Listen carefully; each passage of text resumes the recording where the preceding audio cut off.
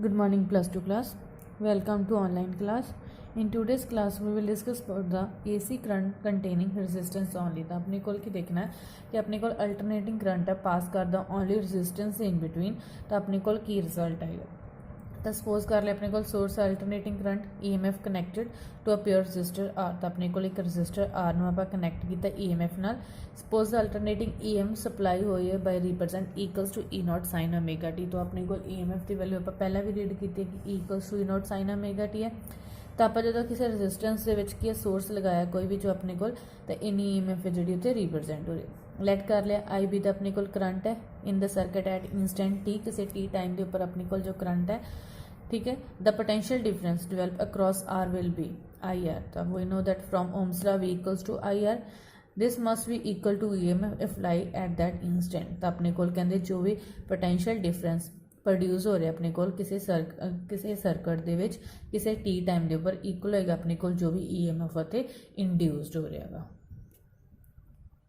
तो उतो अपने को आ गया potential difference I R equals to EMF equals to E not sine omega T. तो उतो आप आई की वैल्यू फाइंड कर सकते हैं आर दूसरी साइड डिवाइड करके E not upon R sine omega T. तो उसमें आप सबस्टिट्यूट करते हैं E not upon R equals to I not where कहते I not equals to E not upon R maximum value होएगी अपने को करंट की। This is the form of alternating current develop. तो अपने को क्या EMF प्रोड्यूस करा के आप सप्लाई करके किसी रजिस्टेंस आर दे तो मैक्सीमम करंट है जो इंड्यूस्ड या डिवेल्प कर सकते हैं। कंपेयर किया I not equals to E not upon R with Ohm's law ठीक है। वह करंट की होंगे अपने को voltage upon resistance we find that resistance to AC is applied by R which is the value of resistance to DC। तो कहते आप जो भी रेजिस्टेंस अप्लाई करते पे AC दे वही अपने को रेजिस्टेंस होएगी DC की। Hence behaviour of R in DC and AC circuit is same. तो आप ये वाली करंट लिया AC तो सैकेंड जो ओम्स लॉ तो अपने को आता DC के लिए गल की है। तो उतो करंट इक्वल टू करंट आ गया voltage equals to E naught और जो अपने को रेजिस्टेंस आ रही है उसकी वैल्यू की होएगी सेम। तो उन्होंने कहता अपने को जो आर का बिहेवियर है DC और AC की होएगा same. R can reduce AC as well as DC equally effectively. तो अपने को कहते आर है जो अगर आर इनक्रीज हो रहा तो अपने को AC और DC दोनों की करते पे डिक्रीज करता पे। कंपेयर की अपने को 29 equation equals to E not sine omega T और 30th अगर आप करते हैं therefore in AC current containing R only the voltage and current are in the same phase. तो अपने को जो उतो इक्वेशन आ रही सी equals to E not sine omega T. तो इतने भी अपने को ओमेगा टी इतने भी अपने को ओमेगा टी है। तो दोनों के इन बिटवीन है जो एंगल डिफरेंस कोई नहीं। तो अपने को सेम फेज के होंगे।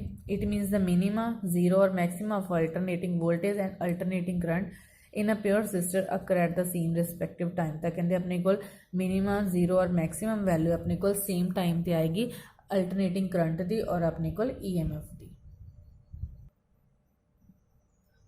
तो इतने अपने को उन्होंने शो किया डायग्राम रीजन तो अपने को स्टार्ट हो रहा है जी डॉटेड लाइन हो अपने को आई की वैल्यू जी अपने को सॉलिड लाइन हो अपने को E की वैल्यू और विद रिस्पैक्ट टू अपने को ओमेगा टी सेम चलती पैनी वो अपने को ओवरलैप करते उसके करके उन्होंने अपने को डॉटेड और सॉलिड लाइन के शो किया होगा।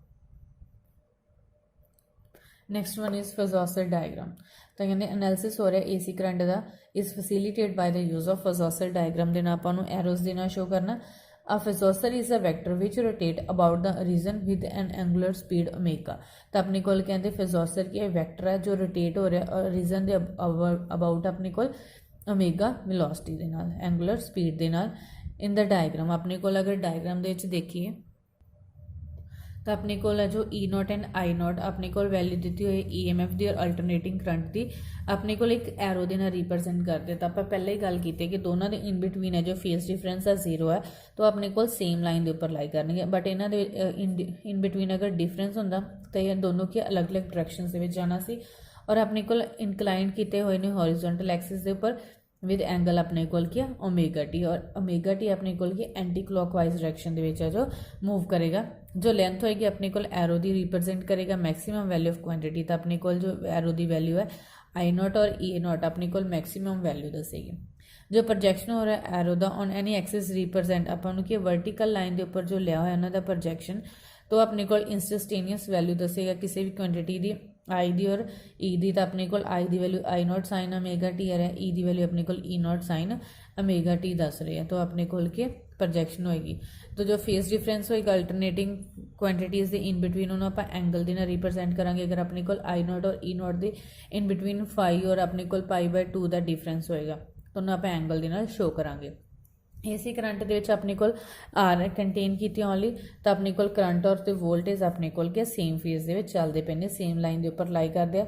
ਤਾਂ ਆਪਣੇ ਕੋਲ ਸੇਮ ਡਾਇਰੈਕਸ਼ਨ ਦੇ ਵਿੱਚ ਐਂਗਲ ਬਣਾ ਰਹੇ ਨੇ ਆਪਣੇ ਕੋਲ ω t ਵਿਦ OX ਆਪਣੇ ਕੋਲ ਬਣਾ ਰਹੇ ਨੇ।